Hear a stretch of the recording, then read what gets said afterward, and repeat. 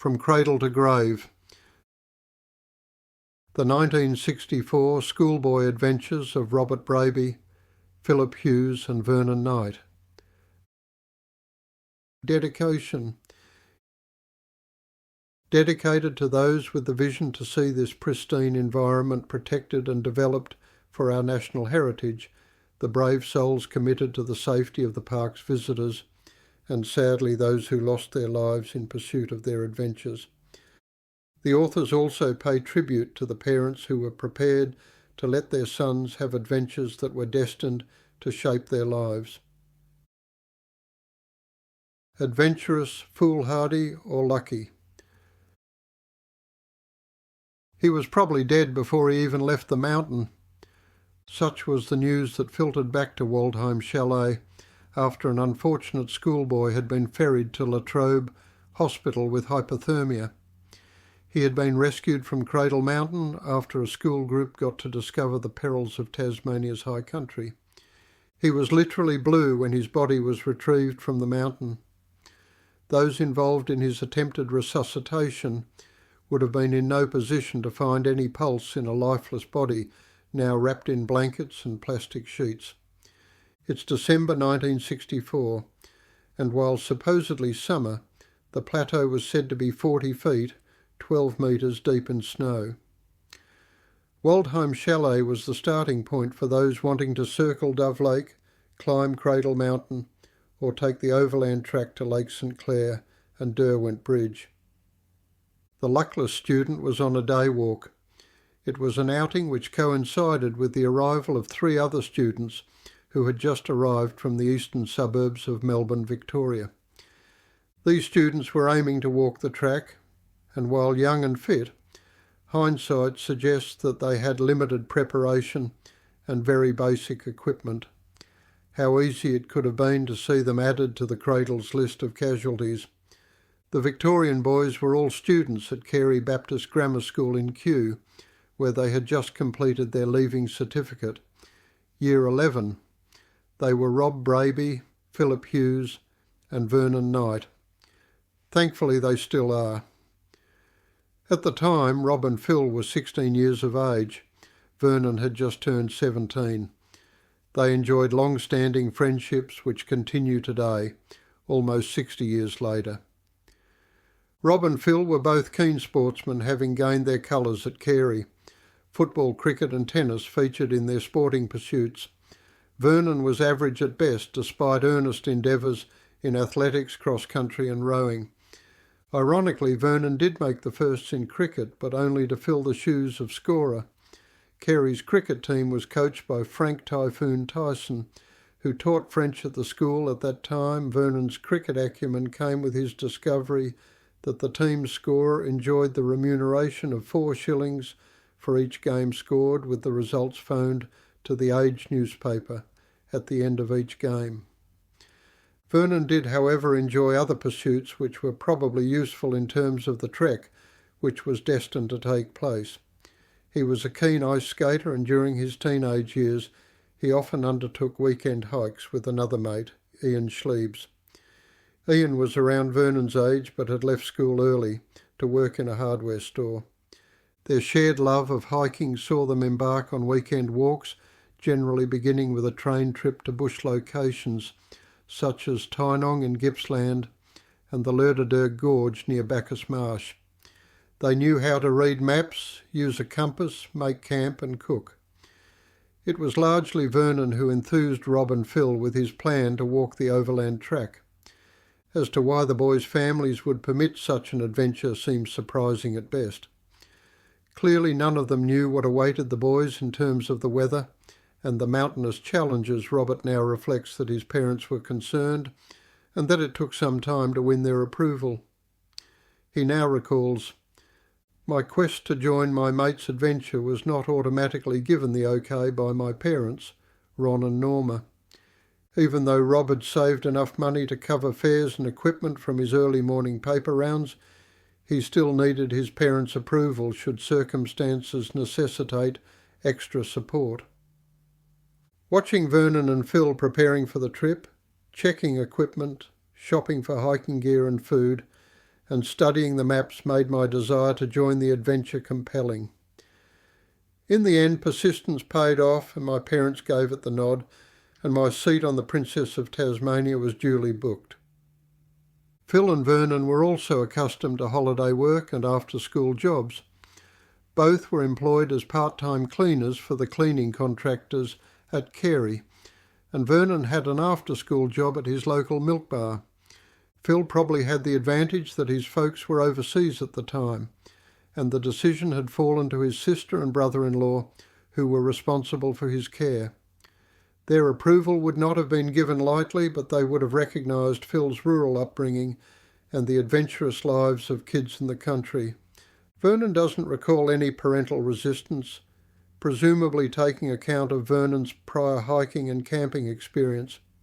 He says, "I will always remain grateful that my parents had such confidence in my ability to fend for myself." The trip commenced with an overnight boat ride on the Princess of Tasmania. Vernon believes that the trio arrived at the Waldheim Chalet on December 5, 1964. Leaving the boat at Devonport, they travelled by bus to Sheffield, where they transferred to a four-wheel drive vehicle. The road to Waldheim and Cradle Mountain was a very rough track. The chalet was a rustic bush building which comprised a kitchen, eating area and bunk rooms. It was built by Gustav Weindorfer, who had fallen in love with the Tasmanian Highlands and dreamed of the region's potential to become a tourist destination. He would be ecstatic to see how visitors now flock to see and sample this world-class heritage site. Similarly amazed was Vernon, who revisited Cradle Mountain in March 2022 in company with his wife Christine. Vernon and Chris are no strangers to hiking, having walked the Camino trails in Spain and Portugal, the Cinque Terre in Italy, and the Great Ocean Walk in Australia. All three locations, plus the Overland Track, feature in a directory of the world's greatest walks. The directory, titled Walking Distance, is authored by Robert and Martha Manning and published by Oregon State University Press. Its commentary on Cradle Mountain Lake St Clair reads as follows. The Overland Track is a 60-mile route through Cradle Mountain, Lake St Clair National Park in the heart of Tasmania. It is widely regarded as the finest trek in Australia and is walked by some 8,000 people annually. The route traverses the highest mountains in Tasmania and offers a stunning and diverse array of natural history that includes the mountains themselves, alpine lakes, rainforests, waterfalls, and some of the most distinctive plants and animals in the world. For these reasons, the trail and its surrounding lands are part of the UNESCO Tasmanian Wilderness World Heritage Area, a place of outstanding natural and cultural value to all the people of the world. It is to be noted that the Overland Track and the Great Ocean Walk are the only two Australian hiking trails to gain recognition in walking distance. While the Overland Track is deservedly famous, Vernon feels that the Great Ocean Walk remains one of Australia's best-kept secrets. He suspects that the walk is imagined to be a track which simply follows the Great Ocean Road. Nothing could be further from the truth.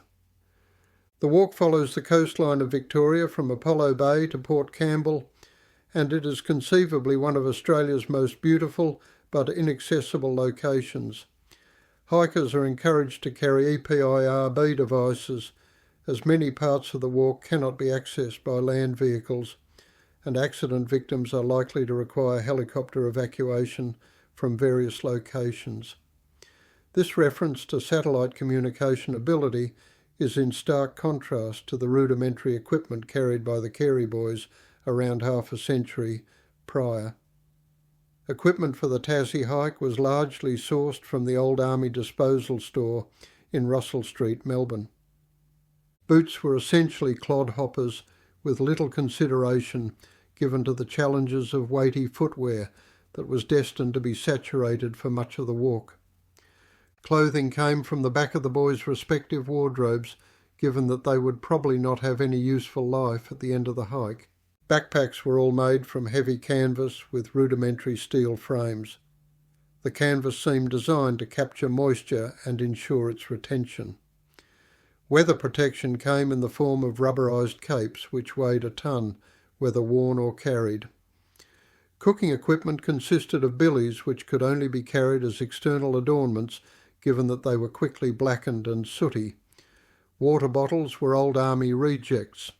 They were metal flasks in a felt-like jacket, with the unsubtle taste of old campaigns. And then there was tucker, one of the few things which actually reduced weight. Powdered milk, powdered eggs, rolled oats, rice, dried fruit and nuts, scroggan, and little else. There was, of course, the schoolboy's staple, menthol cigarettes, which had to be kept dry at all costs. Rob recalls that the scroggan was packed in small aluminium pill containers, which Vernon had sourced from a local chemist shop. Sleeping bags had little in common with those in use today. They were again courtesy of Her Majesty's Armed Forces, comprised of a filling which was something like kapok, thinly enclosed in another water-friendly fabric. Vernon recalls camping in a hut at Windy Ridge, discovering that his sleeping bag had been exposed to the elements during a particularly wet day.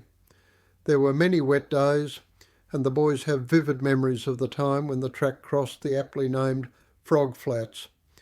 It was a wet and muddy walk, and it was here that the boys lost their way. But stopping to get their bearings was just a green light for the leechers, which were all too keen to sample some fresh and sweaty flesh.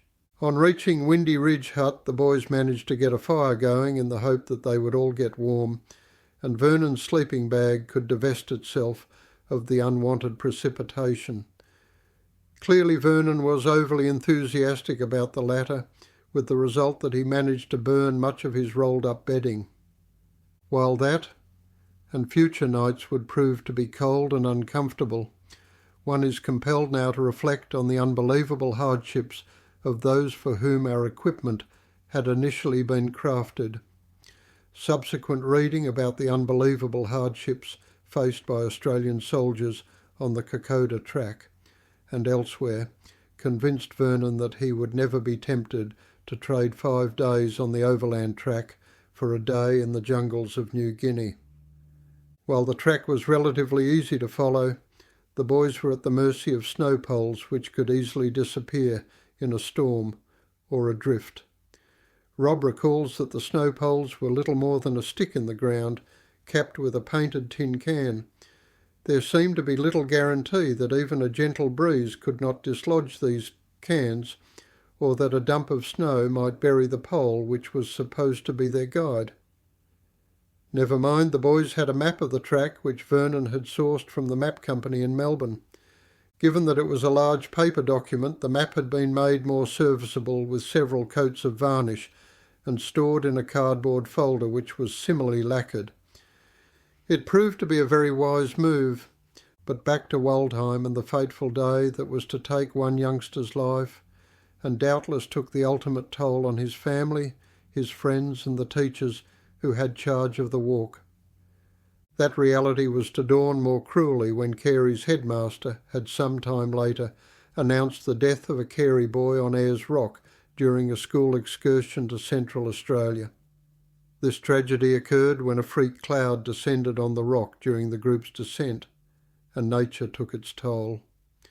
One could possibly observe that the schoolboy on Cradle Mountain was also a victim of unseasonal conditions, which, with the benefit of hindsight, may have questioned this excursion. In a booklet titled Peaks and High Places, Ian Boss Walker provides an insightful history of the Cradle Mountain National Park. The story of the park commences in the pioneer days of the state, when the early colonists were searching for pastures, timber and mineral riches. The Van Diemen's Land Company, an English company, with its original local headquarters at Stanley in northwestern Tasmania, had been granted land concessions, and mainly in 1826 and 1827 sent out a number of exploration parties to seek suitable land to be acquired under the grant. Wes Charland, Surveyor General of Van Diemen's Land, in a letter written to the Secretary of State for Colonies, The Right Honourable Lord Glenelg claims to have discovered Lake St Clair in 1832. The lake was not named until 1835, when it was visited by the then Surveyor General, George Frankland, who climbed Mount Olympus by way of the Cuvier Valley and named a number of surrounding mountains and other features. The Cradle Mountain area seems to have been first visited by Joseph Fossey on an expedition in 1826, and Cradle Mountain was first climbed by Henry Hellyer, a Van Diemen's Land Company surveyor, in March 1831. George Robinson, the famous conciliator of the Tasmanian Aboriginals, mentions his frightful trip by Cradle Mountain in 1834. For many years hunters trapped in the area, and a few venturesome walkers visited the more accessible mountains. But it was not until 1921 that it was proposed that the area be declared a scenic reserve and wildlife sanctuary. The control of the reserve was at first vested in two boards, the Cradle Mountain Reserve Board, gazetted in March 1927, and the National Park Board. In 1947, control was unified under the Cradle Mountain, Lake St Clair National Park Board. It was ironically the year that the oldest of our intrepid Carey adventurers was born. Visitors owe a great debt to the men whose vision and love for the beauties of nature led to the acquisition of this mountainous area as a permanent reserve. Much inspiration was drawn from the romantic hermit of Cradle Mountain, Gustav Weindorfer, an Austrian who built Waldheim, the Cradle Mountain Chalet in 1912, and was for many years its genial host. Waldheim, although but a rustic retreat, possesses the spirit of the hills and the pioneers who loved them, and it is hoped that this simplicity of life and thought will be perpetuated. Cradle Mountain, 1,545 metres, is known for a range of features including jagged contours, wild landscape, beautiful rainforest, alpine heathlands, glacial lakes, and a wide variety of wildlife. Earlier called the Ribbed Rock, this iconic peak was renamed Cradle Mountain by Van Diemen's Land Company surveyor Joseph Fossey, given the mountain's now familiar dipping profile between the main summit and Little Horn.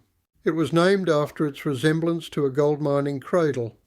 The mountain forms the north end of the national park. Remains found in caves scattered within Cradle Mountain dictate that human occupation of the area goes back more than 20,000 years. The Cradle Valley was carved out by glacial action about 20,000 years ago. Around 10,000 years ago, the ice melted, revealing what we see now. The boys have each reflected in belated disbelief that their respective parents, or sibling in the case of Phil, had approved their plan to walk the Overland Track. For Vernon, that reflection elicited memories of his part in the selection of the Lions Youth of the Year in 2010. Lions International were holding their Australian convention, and Vernon was a member of the judging panel with the awesome task of selecting the winner. The candidates were the finalists chosen from each of the Australian states and territories.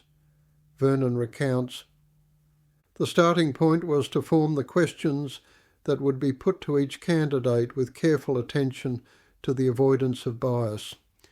The questions had to ensure that none of the candidates were favoured by virtue of their place of residence. My contribution was a question in relation to Jessica Watson, the youngest person to sail, solo and unassisted, around the world. It was clearly a remarkable achievement, but one which prompted me to ask if her endeavour was adventurous or foolhardy. The responses were obviously varied, but I will not forget the answer we received from the young lady who was the Queensland Lions Youth of the Year. She couldn't have been clearer in her answer, stating that Jessica was a skilled and experienced sailor and that her preparations for the voyage were planned to the very finest detail. Clearly she was not discouraged by her collision with a tanker during a night sailing exercise prior to commencing the real thing. I was left speechless when the candidate went on to say that Jessica was one of her best friends and that they were in the same class at school. This exercise was a stark reminder that there is often a side to every story that is hidden to the outside observer, and we should not rush to judgment when it comes to assessing risk. The remainder of this memoir may well shed light on the risks and the risk management which Rob, Phil and Vernon did or didn't consider in relation to their expedition. Similar issues have recently been addressed by co-Australians of the year 2019, Dr. Richard Harris and Dr. Craig Challen, the two cave divers who managed the rescue of the Thai boys football team after their own caving misadventure. The boys and their coach were marooned in a cave after heavy rains flooded the exit, and their rescue would require an underwater evacuation. Graphic depictions of the rescue greeted the world on television for days, and viewers were given step-by-step descriptions of how the boys were discovered and ultimately saved. Richard and his companions were rightly heralded as brave heroes and later recognised with Australia's top honour. But the terms hero and brave did not sit well with Dr. Harris, and some weeks ago, April 2022, he launched what was described as a children's book titled Alfie the Brave.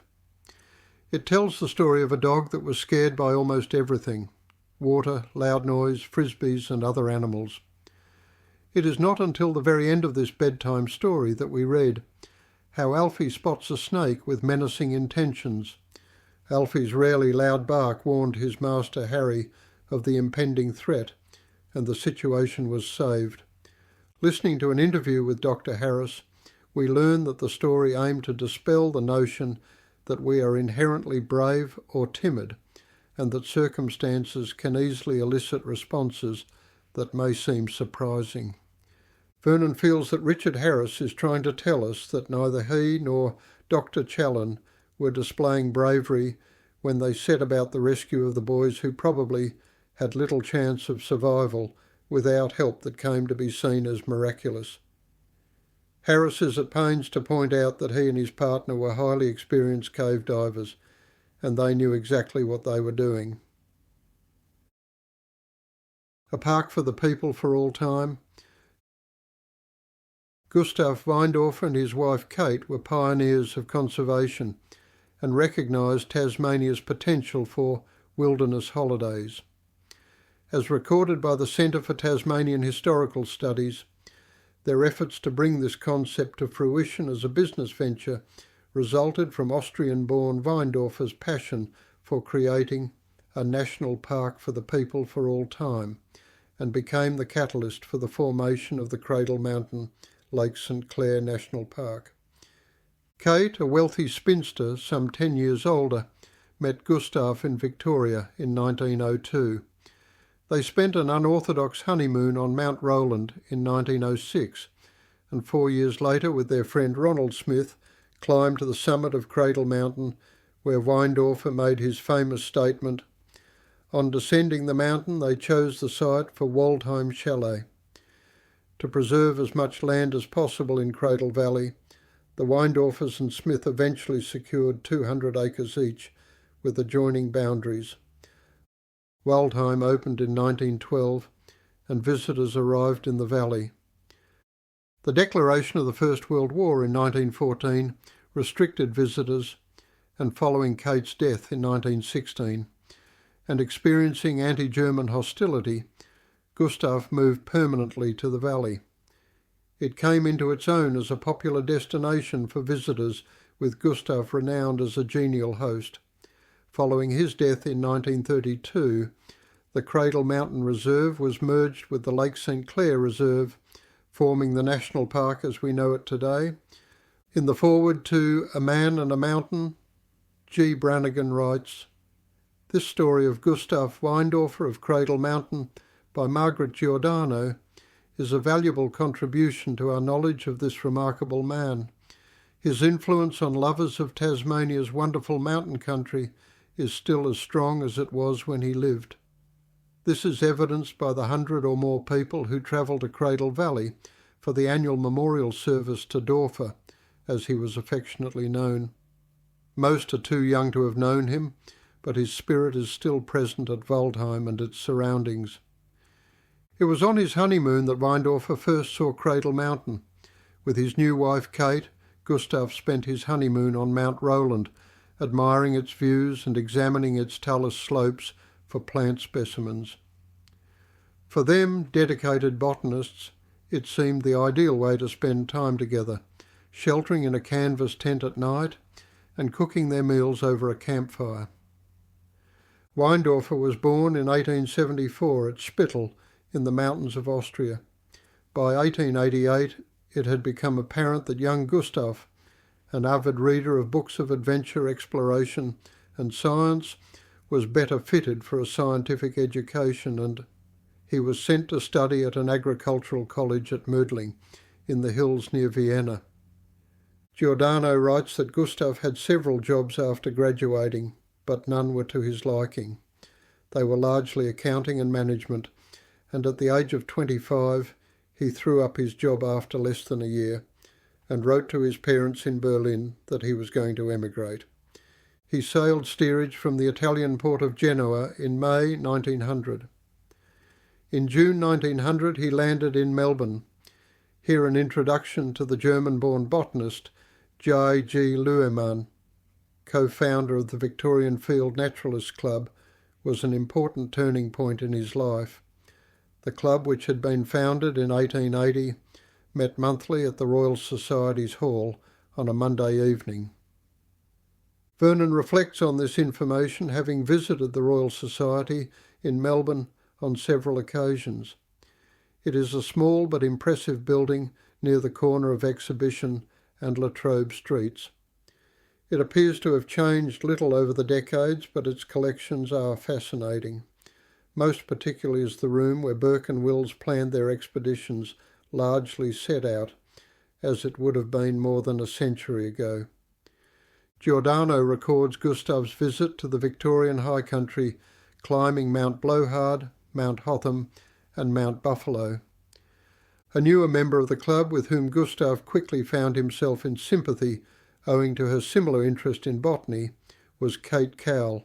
She was a middle-aged Tasmanian lady of independent means, and the rest, as they say, was history. Gustav's parents were delighted to learn that he was to marry and settle down to what they hoped would be a prosperous existence as a farmer in Tasmania. Until he and Kate could buy a farm of their own, he was to live and work with Kate's youngest brother, Daniel Cowell, on his property at Kindred. So one more link was forged in the chain of circumstances leading Gustav Weindorfer to Cradle Mountain. In time, the couple were to build their chalet, Waldheim, and as interest in the park increased, Gustav was to become the genial host. More and more since his death, Gustav Weindorfer has assumed the aspect of an almost legendary hero, the man whose idea it was to make the Cradle Mountain region accessible to all those willing to appreciate its unique attractions. Returning to Cradle Mountain with his wife Christine in 2022, Vernon was keen to revisit the site of his boyhood adventure. While staying at nearby Tulla Lodge, the couple drove to the Visitors Centre, a far cry from Vernon's earlier four-wheel drive trip from Sheffield in 1964. The Visitors Centre was spectacular given a layout and architecture which clearly befitted the simple beauty of the surrounding mountains and stately trees, while age and stage limited Vernon's mobility. The couple hatched plans to walk around Dove Lake, the trek that Rob, Phil and Vernon had undertaken almost 6 decades earlier. Leaving the Visitors Centre, the couple took the shuttle bus to the Ronnie Creek Ranger Station, another well-designed building with pictures and a diorama, designed to tell the story of the Cradle Mountain Lake St Clair Reserve. At one point Vernon was stopped in his tracks when observing a newspaper feature outlining the death of a student and a teacher when hiking with a school group. Vernon was quickly reminded of the young boy who died from hypothermia on the night of their arrival at Waldheim more than half a century ago. The memories flooded back quickly until Vernon read the date of this tragedy. May 1965. Something wasn't right. He was sure that he and his mates were there in 1964, and he was quite sure it was December, as they had just finished their leaving year at Carey. The quandary would lead to the sort of research which his wife, Chris, was destined to manage on their return home, and some eye-opening statistics on the number of fatalities that befell students during school camps and excursions. The ranger station at Ronnie Creek is now deemed the start of the Overland Track. Clearly much has changed. Ronnie Creek is named in memory of Ronald Smith. In 1964, the start of the track was the historic Waldheim Chalet, a place which is no longer en route.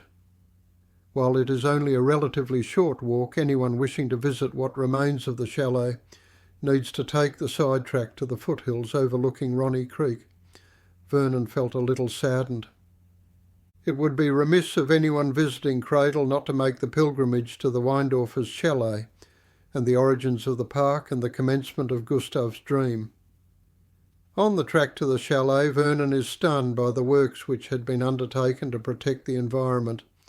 There was no more trudging through the mud and grassland, as the track is now a boardwalk which presumably stretches to Lake St Clair.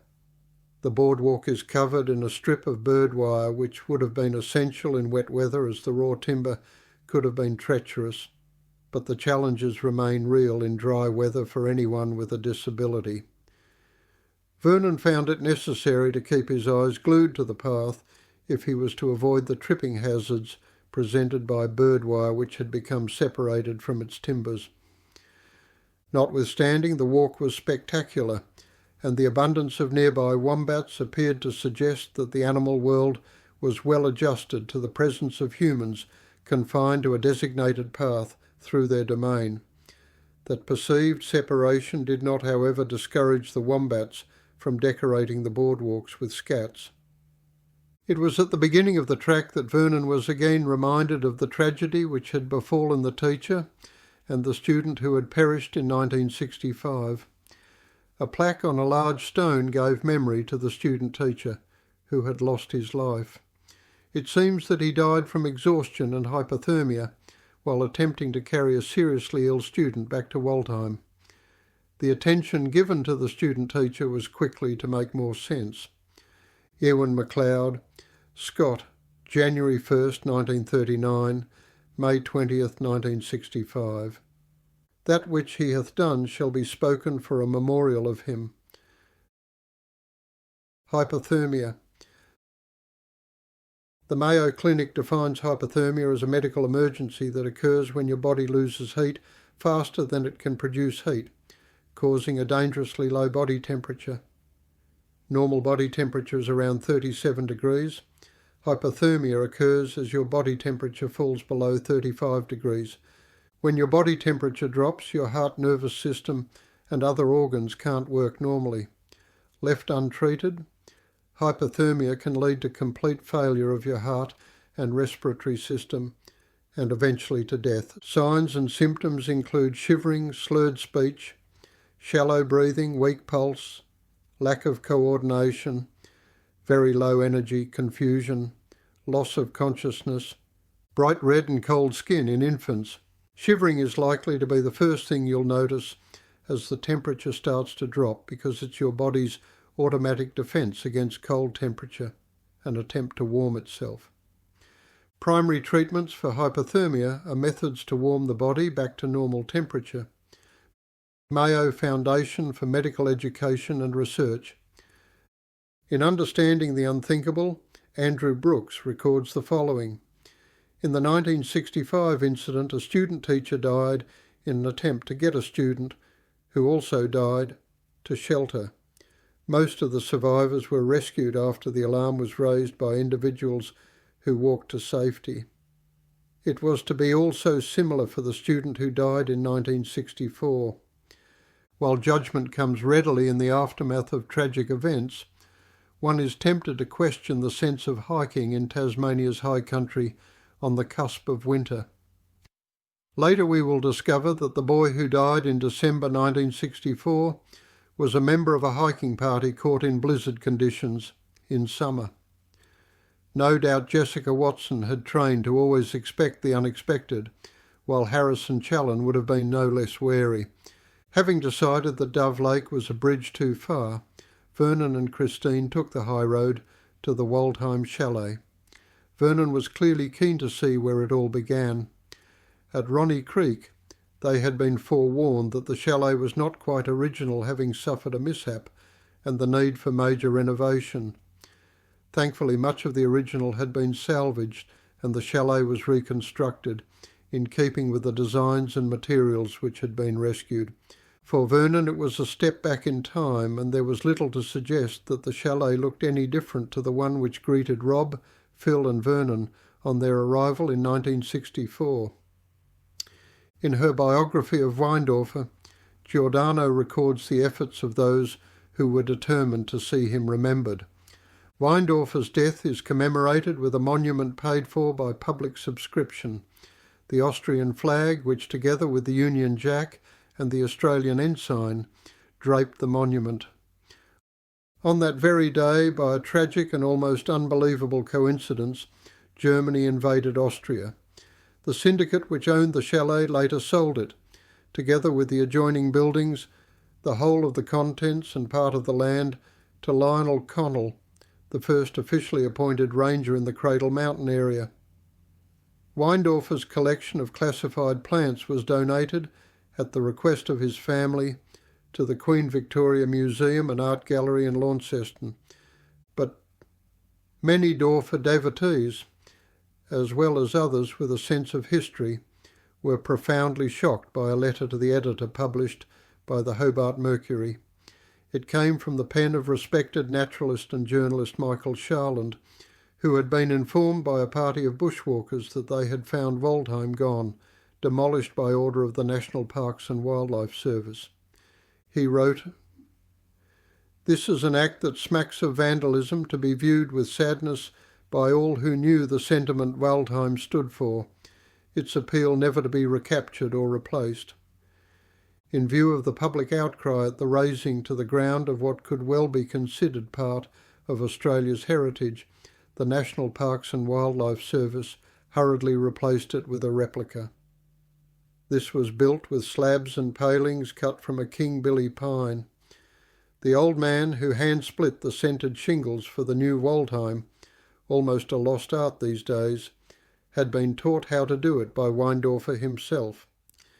From A Man and a Mountain, Margaret Giordano, Regal Publications, Launceston, reprinted 2008. The lichen which adorned the chalet was just as prolific as that which decorated the surrounding trees. Charming as it looked from the outside, Vernon struggled to understand how he and others were to be warm and comfortable in this basic structure, where chill winds would have found easy entry through walls and flooring with gaping gaps. It was equally difficult to imagine how Gustav and Kate would relish the early years of their marriage in the limited comfort of their abode. The chalet no longer accommodates guests aside from wombats seeking shelter, but the Weindorfer's home has been set up to tell the story of how things were a century ago, or even 60 years prior. In any event, it was welcome shelter for 3 young students who had bounced their way on bumpy tracks from Sheffield, all too keen to start the adventure of a lifetime.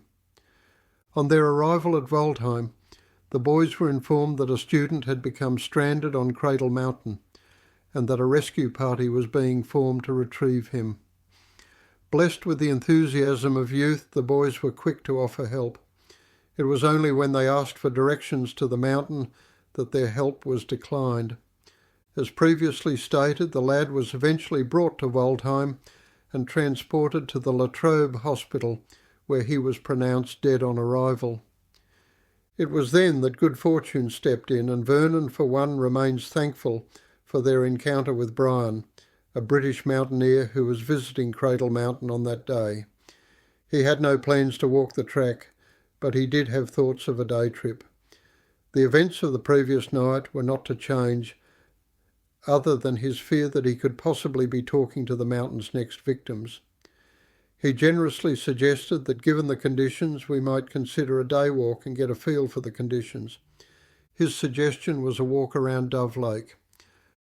Wisely, the boys accepted Brian's invitation, along with a young European backpacker.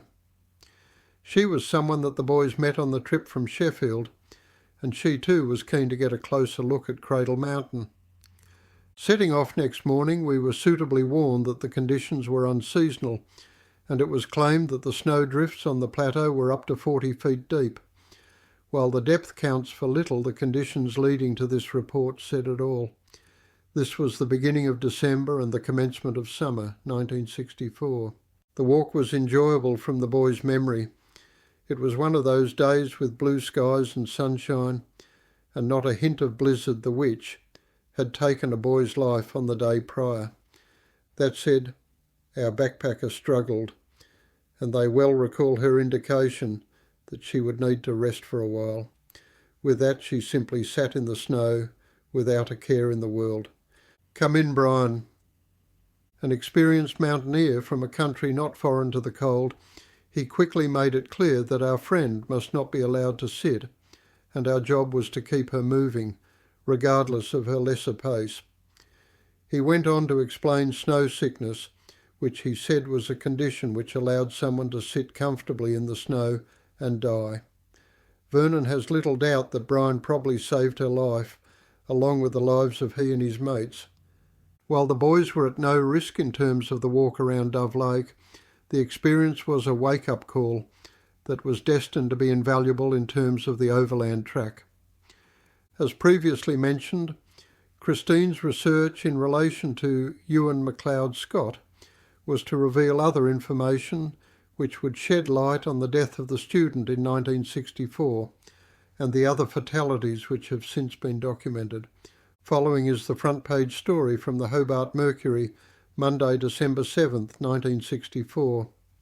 A 15-year-old boy from East Ridgely, near Burnie, died from exposure after collapsing from fatigue in a fierce blizzard in the Cradle Mountain Reserve on Saturday. The boy Edward de Boer was a member of a Parklands High School, Burnie, party of 15 students who went to the mountain on Friday. The 9 boys and 6 girls left Waldheim Chalet on Saturday morning to climb the 5,000-foot mountain. They were under the direction of 2 experienced male masters, Mr. M.S. Grant, Senior Master of Languages, and Mr. A.R. Campion, Senior Master of Mathematics. Also with them were Mrs. J. Haywood, Acting Senior Female Assistant, M. Catterall, and J. Bonney, a clerk. The party was on Hanson's Track in the Twisted Lakes region, about 4 miles from the chalet, when it was decided to abandon the climb. Visibility was very poor, and it was very windy, but there was no indication of blizzards. Shortly after the party left the Twisted Lakes region, a blizzard sprang up. 2 teachers and 3 girls then decided to return to Waldheim. Meanwhile, the main party was making its way to Lake Rodway. They took essential supplies from the returning party, and the main party continued on. About 10 minutes then separated Mr. Grant from the rest. Mr. Grant had decided that Lake Rodway was to be the halting point, but when he reached it, he found that all but 3 members of the party had continued on the track linking the Rodway Track with the Overland Track. About midway between Rodway and the Overland Track, the rearguard caught up with Miss Haywood and 2 boys. This left 7 boys and de Boer out in front. Snow and sleet were falling in the blizzard conditions. About 2:15 p.m, Miss Catterall, who was about 3 minutes ahead of the rearguard, caught up with de Boer and another boy. They had become separated from the front party and were suffering from extreme fatigue. Miss Catterall and Mr. Grant assisted de Boer into the kitchen hut, which is on the exposed plateau at the base of Cradle Mountain. 5 of the advance party had spent about 3/4 of an hour lunching at the hut, but had pushed on to the chalet. The condition of de Boer was serious, and Miss Catterall set out alone for the scout lodge, about a mile from Waldheim. About 4:15 p.m, 8 scouts from the 1st Ulverstone Troop reached the hut. The scouts escorted the younger members of the party to the chalet. Mr. Grant and 2 senior scout assistants assisted de Boer for about 100 yards, but had to carry him when he lost consciousness. The boy was placed on a stretcher by 3 senior scouts from Box Hill, Victoria. Mouth-to-mouth resuscitation and leg and stomach massage were applied. Shortly after, another stretcher and warm blankets arrived. A team of 14 men took turns to carry the stretcher. De Boer's clothing and footwear were changed and further mouth-to-mouth resuscitation was given. The relief party arrived at Waldheim Chalet about 7 p.m. and the boy was placed in a waiting Land Rover which had been outfitted with a mattress and warm blankets. 3 senior Box Hill scouts travelled in the vehicle to the Mersey Hospital at Latrobe. De Boer was dead on arrival at the hospital. Kitchen Hut is now limited to use as an emergency shelter for hikers caught by inclement weather at the foot of Cradle Mountain. Understanding the Unthinkable, referred to earlier, was research by Andrew Brooks, a senior lecturer in the Department of Outdoor Education and Environment, Latrobe University, Bendigo. His work is published under the title Preventing Fatal Incidents in School and Youth Group Camps and Excursions. His work records outdoor education fatalities in Australia 1960 to 2002. The introduction to Part 3, Environmental Circumstances, provides some sobering statistics.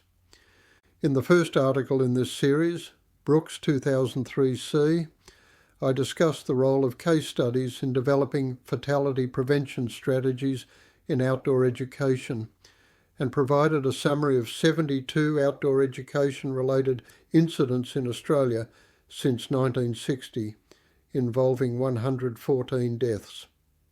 In this article, I consider if and how particular environmental circumstances have contributed to fatal incidents.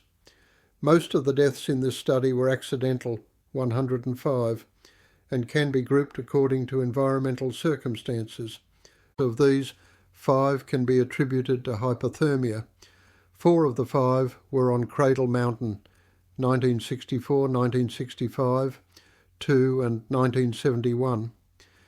3 hypothermia incidents involved school bushwalking parties that encountered blizzard conditions. All occurred at the Cradle Mountain end of the Cradle Mountain Lake, St Clair National Park, Tasmania, in the space of 6 years, 1964, 1965 and 1971. The common risk location is probably not coincidental. Risk of hypothermia is a function of both weather and terrain. Each of the incidents had the potential for more deaths. In the 1964 incident, a party of 20, including 5 adults, became separated in a blizzard. A student aged 15 died. In the 1965 incident, a student teacher died in an attempt to get a student who also died to shelter.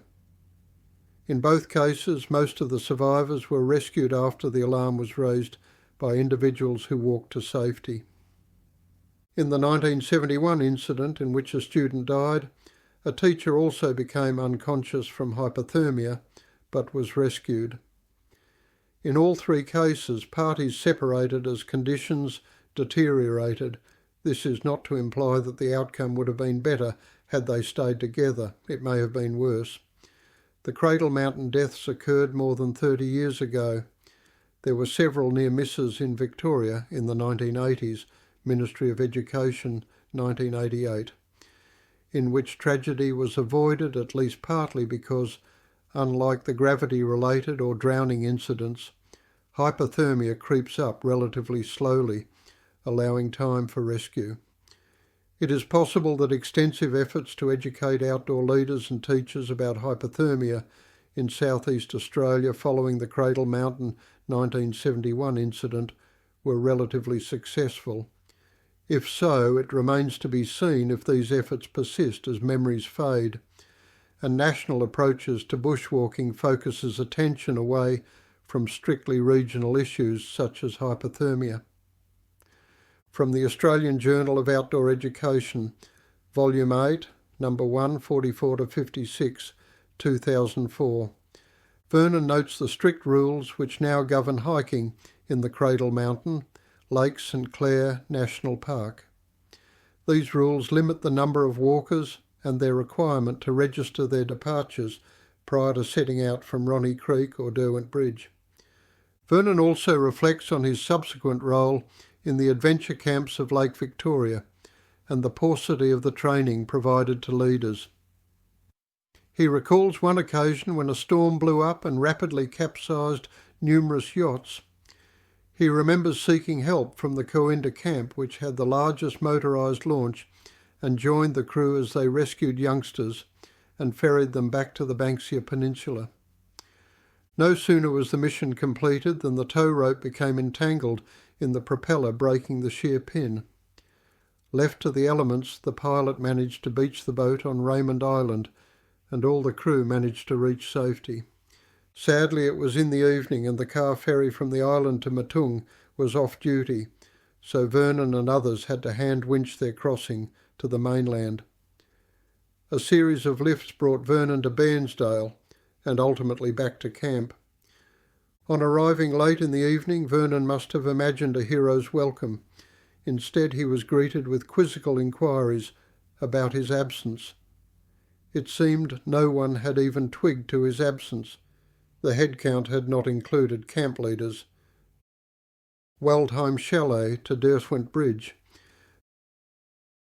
The passage of time, some 58 years, has dimmed the memories of Robert, Phil and Vernon, and the absence of diaries or photographs have challenged their recollections of the walk.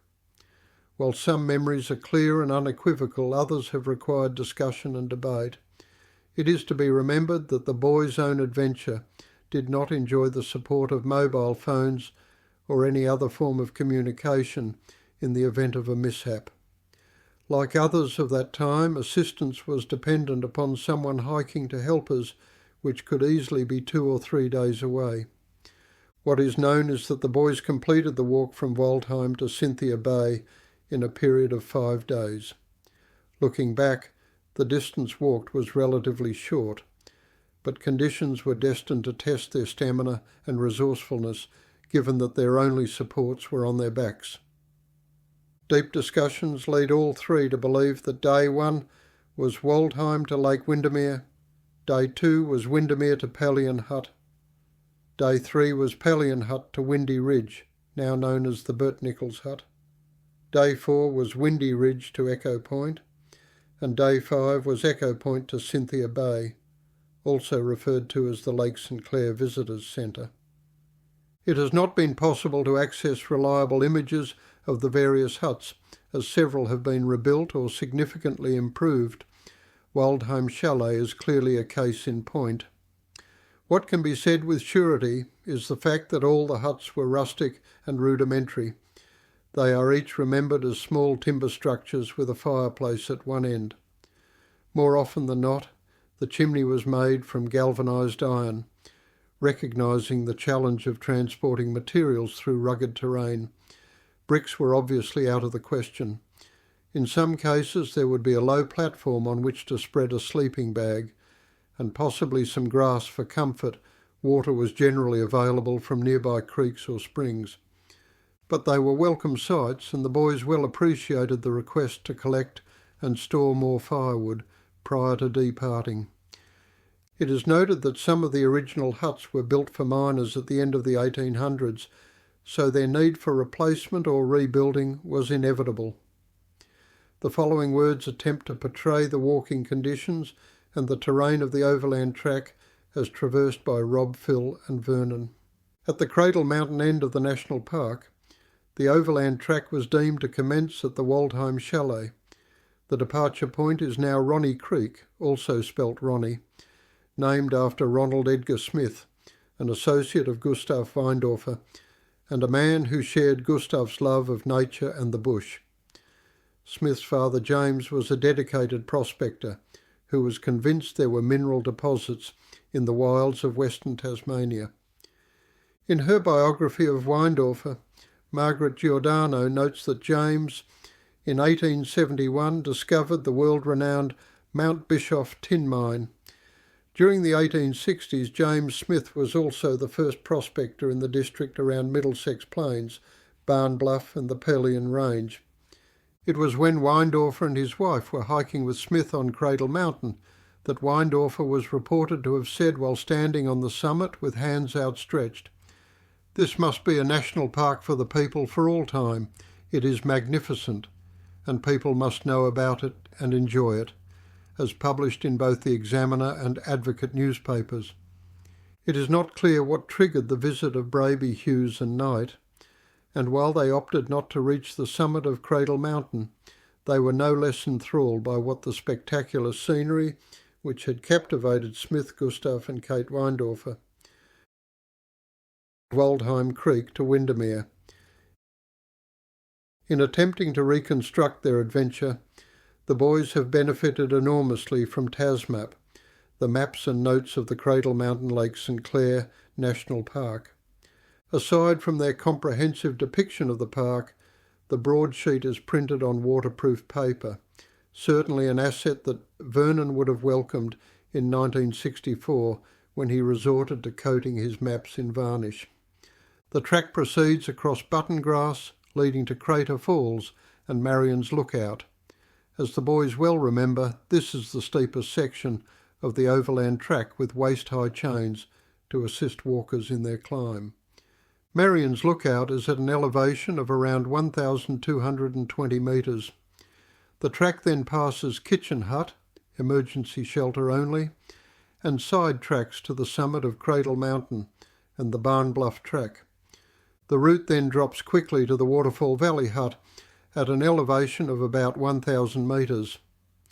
The Waterfall Valley Hut, which would have been seen by the boys, was built in the 1950s, but replaced by a new hut in 2020. The walk from Ronnie Creek to Waterfall Valley is 10.7 kilometres and estimated to take between 4 and 6 hours. It is the boys' belief that they opted to continue walking and made their way to the Windermere Hut, a further 7.8 kilometres, around 3 hours. This was obviously a fair day's walk given the Dove Lake walk on the previous day. The track from Waterfall Valley is at the foot of Barn Bluff, and the route rises gently to Lake Windermere and a hut which also required rebuilding in the 1970s. Reflecting on the climb to Cross Cradle, Phil writes, "I don't believe I was ever scared or apprehensive, but I remember having flashbacks to a childhood experience where I was clearly petrified. It was when I was growing up in Yannock, the small grain belt town in the western Wimmera. Phil's dad had a stock and station business. Along with a couple of other kids, we set out exploring with a plan to find the rabbit-proof fence. Somewhere in the adventure, I became separated from my pals and found myself hopelessly lost. It was only later that Phil learned of his parents' concerns and his father's decision to contract an air service in nearby Nil to mount a search of the area using a Cessna aircraft. I never saw the plane and they obviously never found me, but I do recall discovering some wheel tracks and I followed them in hope. They eventually led me to people who would take charge and get me back home. I distinctly recall that childhood panic as we struggled our way up Cradle Mountain.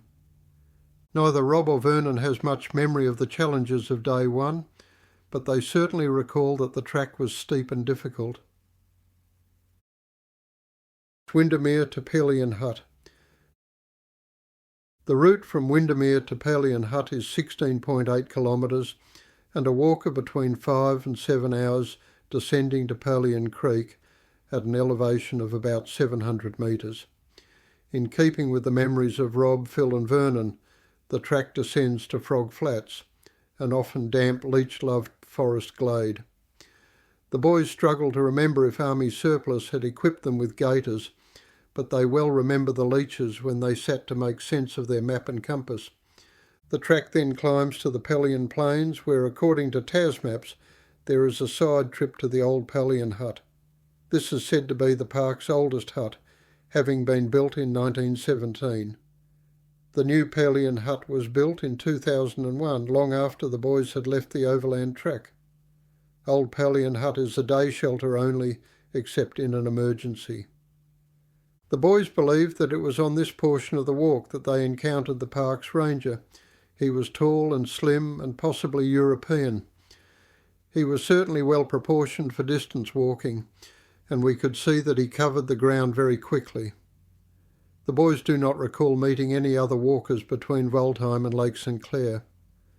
Of note in reflection was the fact that he walked alone, and we now wonder if this is acceptable.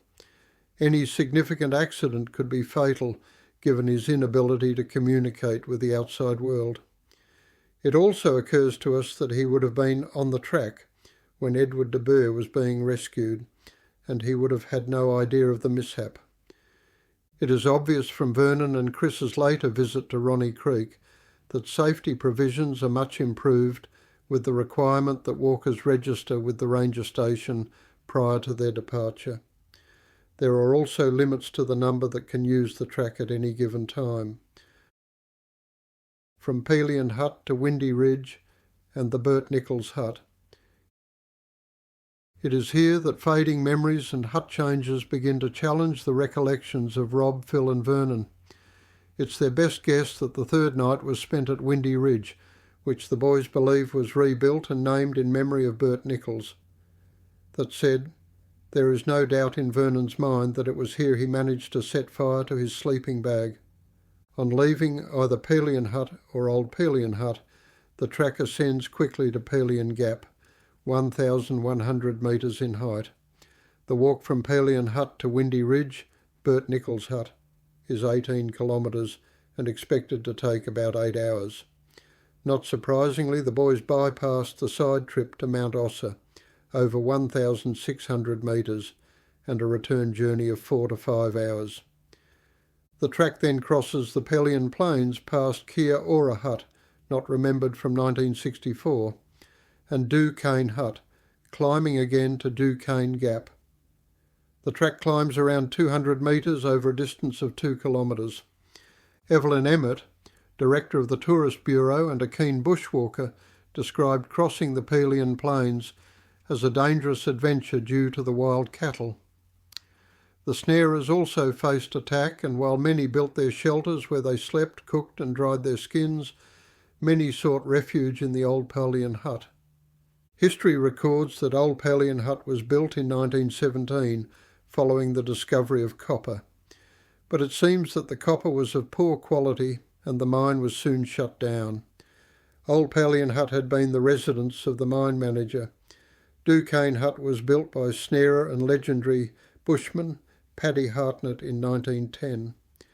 While repairs were made to the hut in 1992, it is now limited to overnight accommodation in an emergency. After the reserve was proclaimed in 1922, it is said that many of the snarers became bushwalking guides, rangers or track workers. At 1,070 metres, the Duquesne Gap is the divide between the Mersey and the Derwent rivers, with the Mersey flowing to the north and the Derwent flowing to the south. The Bert Nichols hut honours a trapper, ranger and guide with a great passion for the area. He contributed greatly to its existence and current popularity. Windy Ridge to Echo Point. From Windy Ridge, the Overland Track wanders through temperate rainforest to the valley of the Narcissus River. The track eventually crosses the river by way of a suspension bridge leading to the Narcissus hut and a jetty and ferry transport to Cynthia Bay. Rob, Phil and Vernon opted to complete their trek on foot and proceeded to walk to the hut at Echo Point on the western shore of Lake St Clair. In total, this entailed a 16-kilometre walk of around 6 hours, but the walking was comparatively easy. It was relatively flat terrain following the shore of the lake. In contrast, the view east across the lake was dominated by the majestic Mount Olympus. From memory, the Echo Point hut was close to the edge of the lake, so the surroundings felt quite relaxing. It was in stark contrast to the deep snows surrounding Cradle Mountain, and the temperatures were certainly much kinder. One suspects that the boys were increasingly aware that the end of the trek was at hand, and while the adventure was coming to an end, there was a well-recalled sense of jubilation. Echo Point to Cynthia Bay. Reminiscing more than 50 years later, Rob, Phil and Vernon recall day 5 as something of a casual stroll into the Visitor Information Centre at the southern end of Lake St Clair.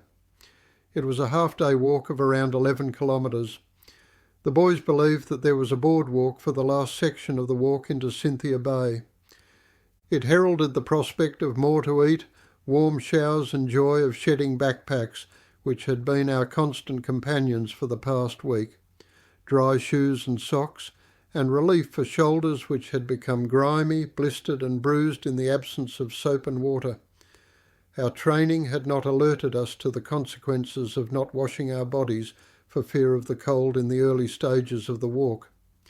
But we were here, and it felt good. We have no recollection of the length of our stay at Cynthia Bay, or how in fact we reached Derwent Bridge and the Hughes Highway, which would be the start of our journey to Hobart. As Vernon quotes in his Camino diary decades later, "They know not where they're going. Camino knows the way. It's not the destination, but the glory of the day." Phil also visited Cradle Mountain after the walk in 1964, but it was all very different. It was a supported walk where packs were ferried forward to privately developed accommodation with meals prepared by one of the staff. He refers to it as the Gucci Walk, warm, comfortable beds, good food and fine wine. Clearly different to his initial experience of the Overland Track. Sharing his experience may encourage others who aren't as young or fit as they once were.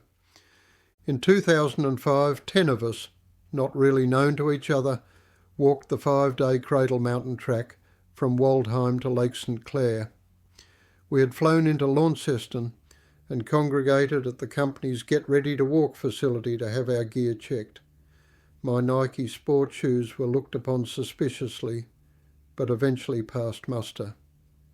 We were then bussed to the walk base near Waldheim. There was no invitation to enter Waldheim Chalet, so we just put on our packs and started walking. This trip, compared to the trek made by me and my 2 schoolmates 58 years ago, must be regarded as a Gucci adventure. Everything was basically set up. We knew that at the end of the day there would be a comfortable, clean shelter to greet us. Morning and afternoon tea was part of the deal. Of course, our walking guide assumed all responsibility for direction and walking speed, etc. It was a real comfort to know this. In 1964, we carried provisions for our every need, including sleeping bags, food, a portable stove, torches, a map, and other items. Everything we needed was with us, we hoped. In 2005, our packs were light because everything we needed was carried for us, or would be at our accommodation. Of course, the magnificent scenery and wild mountainous terrain was just the same. As we moved up the base of Cradle Mountain on this first day, it was hard not recall the difference in the circumstances that 3 school friends faced 4 decades earlier. The cost was different too. The 2005 walk cost about $900 each. Today it is closer to $4,500. In 1964 we had scrounged and saved our pennies to buy our provisions. In the Gucci walk we simply paid our fee and that was about it in terms of preparation. A few laps of Princess Park were deemed to be adequate preparation for our walk. It is true that the steepest part of the trek up the side of Cradle Mountain was hard. However, any decent Gucci walk allows for rest and recovery. Unlike 1964, we had very set times for breaks with nuts and chocolate. In 1964 we ploughed on, not really knowing whether a stop for a rest might prevent us from reaching our hut that night. The contrast in the condition of our accommodation was stark. The Gucci walk always ended in wonderful comfort. Arriving at our modern huts was like arriving at a current-day hotel. Because walkers had passed through the place the night before, the fire was still warming the room and only needed stoking. In 1964 it was quite primitive. There was no fire going from the previous campers. In fact, we were the only walkers on the track as far as we could see. The huts were cold and bleak. They were small and hardly suitable for more than 3 people. It was sometimes hotter outside the hut than in it. The woodpile for the fire was usually adequate, but frequently wet. Lighting wet wood isn't fun at any time. The food supplies in 2005 were delivered to each hut by helicopter twice weekly. In 1964, the only food supplies available were on our backs and hopefully dry. Derwent Bridge to Hobart and Lower Longley. While some might imagine mission accomplished, the boys clearly relished their new freedom and decided to see what else was on offer in Tassie. At Derwent Bridge they planned to hitchhike south to Hobart. They did not have to wait long, as a passing tray truckie invited them to throw their packs on the back, jump on board and hang on. It was a ride that would take them all the way to the island's capital, where they found affordable accommodation at the YMCA hostel. While the facilities were adequate, they quickly realised that their meagre funds wouldn't last long, so they transitioned to even cheaper digs, a boarding house run by Mr. Best. His name proved ironic, as the boarding house was far from best, but the boys appeared to get on with the group of single men with whom they would share bed and breakfast.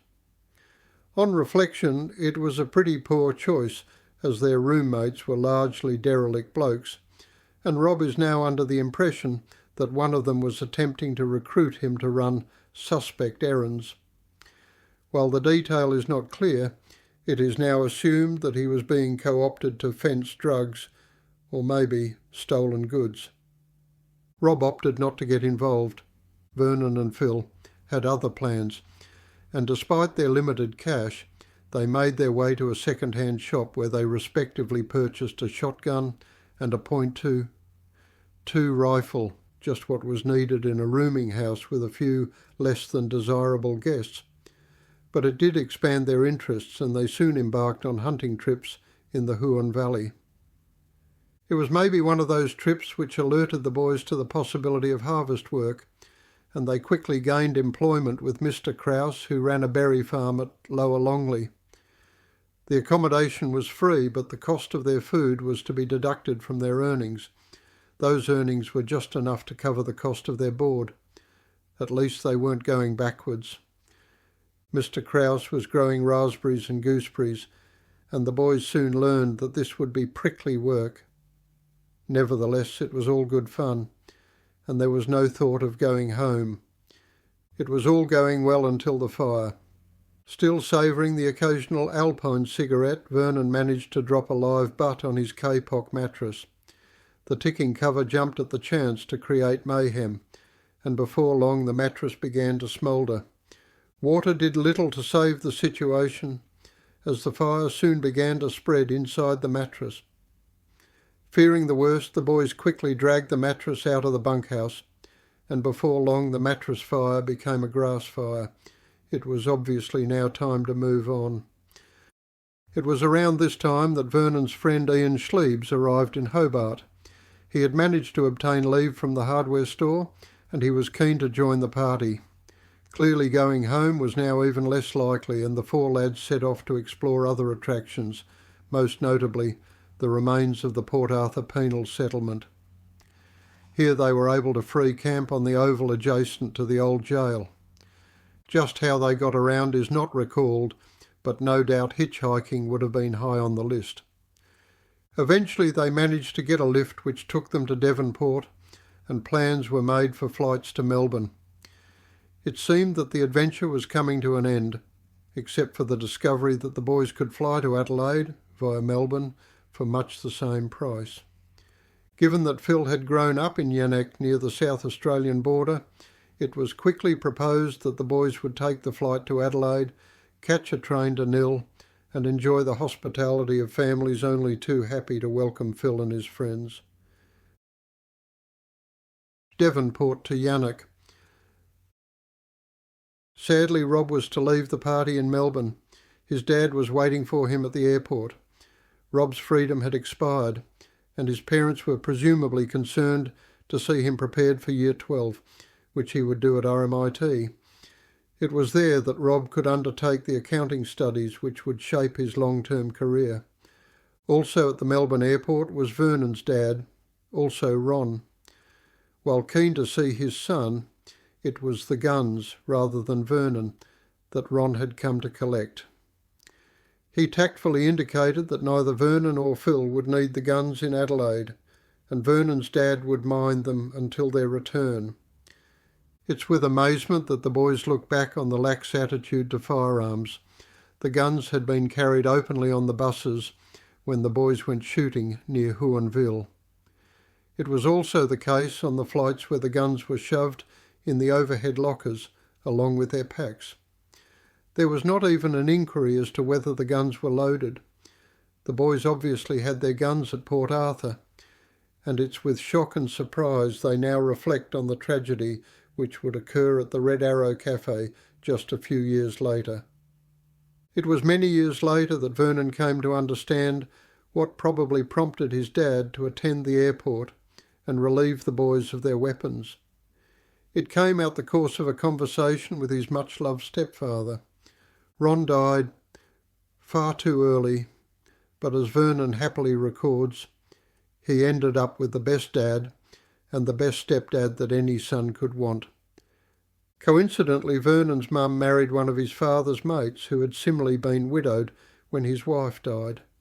Vernon's stepfather, John Mason, had served with Ron in Darwin during the Second World War. It was long after the war that Vernon came to understand the enormity of the bombing raids on Darwin during the war and just how close Australia came to being invaded. It was in one of Vernon's many conversations with John that the story unfolded. Both Ron and John were gunnery sergeants during the war, and it was during a rifle drill that one of Ron's men was accidentally shot and killed, a victim of friendly fire. It was not hard to see why Ron became anxious when learning that Vernon and Phil had acquired guns in Tasmania. As the boys remember it, they had no hesitation in leaving the guns with Ron, if only to enjoy having less to carry on the next stage of their adventure. They would be much less happy to lose Rob. After arriving in Adelaide, Phil, Ian and Vernon caught the train to Nil and proceeded to walk to Yannock, around 30 kilometres. It was obviously just a narrow country road, and it wasn't long before a utility pulled up beside them to let them know that they were going the wrong way. The boys were then confused. "Isn't this the way to Yannock?" "Well, it is, but no one really goes there." The reward was obviously a lift, and before long Phil was knocking on the door of Reg and Renee Judd, who were happy to put them up for a few nights, sleeping on the veranda. The Judds were well-known wheat farmers, and Phil had attended Yannock State School with their son Lester. The boys helped out with the harvest, spreading molasses on the drive belts of the harvester, and sewing the bags after they had been filled with grain. Vernon recalls learning how to make ears on the top corners of the bags so that it was easier to pick them up. But the adventure really was coming to an end. Ian had to get back to work while Phil and Vernon had to be home in time for the 1965 school year. How easy it would have been to just keep roaming. Last words. Robert Braby. Memories fade or become distorted. It may be the case of my recollection of this experience, but what has remained over almost 60 years is the memory of an adventure and experience as a 16-year-old from start to finish. While there is no one defining moment, what remains is the ongoing belief that shared experiences are stronger, and reliance on others is a crucial part of our being. I am indebted to Vernon and Philip for this shared experience and their friendship. Philip Hughes. I doubted how much I would recall from near 60 years ago, but together with Rob and Vern sharing notes, looking at maps, photos and conversation, it all came back. As a kid growing up, I never camped or hiked. The experience in Tasmania was sometimes nerve-wracking, but mainly exciting. Once our planning commenced, it was all go. There was no time to consider it may be dangerous or beyond us. We just did it, and I'm thankful we did. It bound together three schoolmates who might otherwise have gone separate ways and not stayed in touch. I will always be grateful for this adventure of a lifetime. Vernon Knight. Our schoolboy adventure was a great learning experience, a privilege and a pleasure. I am conscious it could have been otherwise. The mere fact that we continue to discuss it is evidence of its impact, given that it was more than half a century ago. It was a success in more ways than one, and I attribute this to the quality of the friendships we enjoyed. Rob and Phil remain lifelong buddies. After their years at Carey, Rob qualified as an accountant working in agriculture, construction, food and education. Vernon trained as a social worker and has spent most of his working life in the Mallee. Phil was ordained as a Baptist minister and has subsequently worked as a civil celebrant. Footnote. The fate of the Waldheim Chalet is not clear. At the time of Chris and Vernon's visit, it was said that there had been a fire which destroyed a portion of the building, but some original timbers were saved for its restoration. Margaret Giordano's book states that the chalet was demolished in 1976 by the Parks and Wildlife Service, but was rebuilt after a public outcry. A subsequent phone conversation with the Visitor Information Office informs Vernon that the chalet was hit by lightning in 1976. The lightning caused fire damage to the old kitchen, and that part of the building needed to be repaired. The officer told Vernon that her father had assisted with the work. One can only imagine that all may be true. Hit by lightning, damaged by fire, subsequently demolished, and later rebuilt. Who knows? This short reflection is the result of a recent visit to Cradle Mountain by Vernon and Christine Knight. Aside from being a post-COVID sojourn, the visit afforded Vernon the chance to renew his memories of a trip he enjoyed as a schoolboy, just 17, with his mates Rob Braby and Phil Hughes, then 16. The visit made by the boys in 1964 was eventful, to say the least, and they still reflect with trepidation on what might have been. They continue to be surprised that they were permitted to tackle a high country walk that is well known for its fickle weather, as evidenced at the time of their schoolboy's own adventure. They remain appreciative now that permission was given. This story is written at the request of Benjamin Knight, who said that he and his siblings would welcome knowing what happened and how it happened. The same is so for the families of Rob and Phil.